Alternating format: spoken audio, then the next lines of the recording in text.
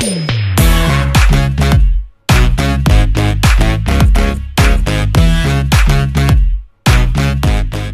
got an awesome project coming over here. Joe invited us out to help get the Cricket 2 back together before they take it out this season.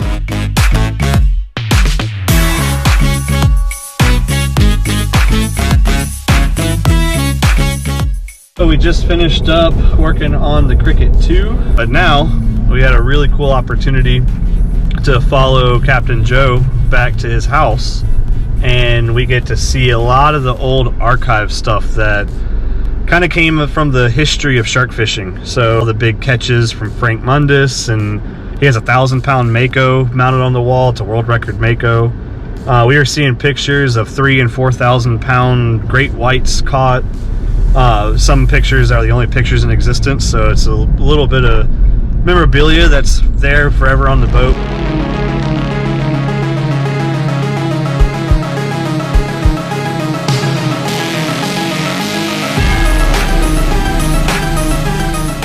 We just wrapped up a pretty big project today. Worked on the Cricket 2. Got the boat all painted up and ready to get back into the marina. They got some charters starting out, what, next week? Monday. Yep. Starting on Monday. They're getting their season booked up and had some final touches on the boat, so we wanted to help them out. But the biggest thing today was the history lessons that we got. And I can't remember them all. I really hope that we can put together something and sit a camera down in front of Joe and just get some of the history of shark fishing. Absolutely.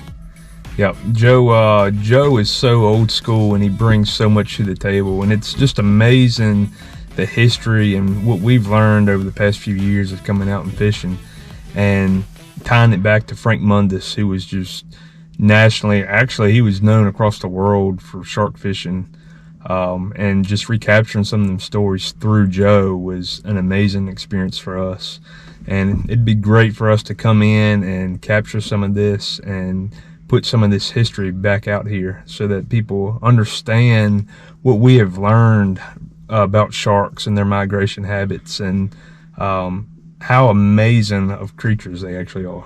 Well, and the sharks too. I mean, we catch big sharks, but there's pictures all over Joe's house, all over the boat, of 4,000 plus pound sharks.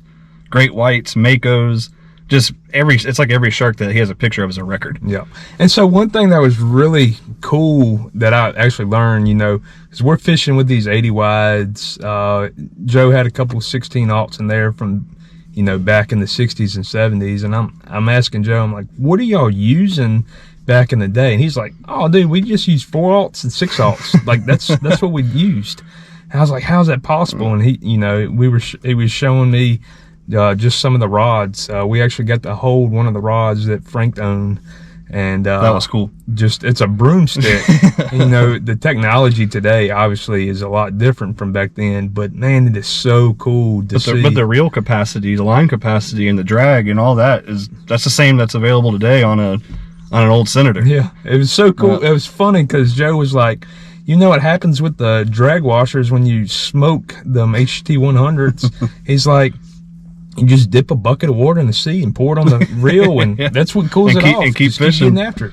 Yeah, it's just really hearing the origin of what we do. It was a really cool project. We got to help out some really cool people, but the history and the education that we got out of this was, I'll never forget it. Definitely not.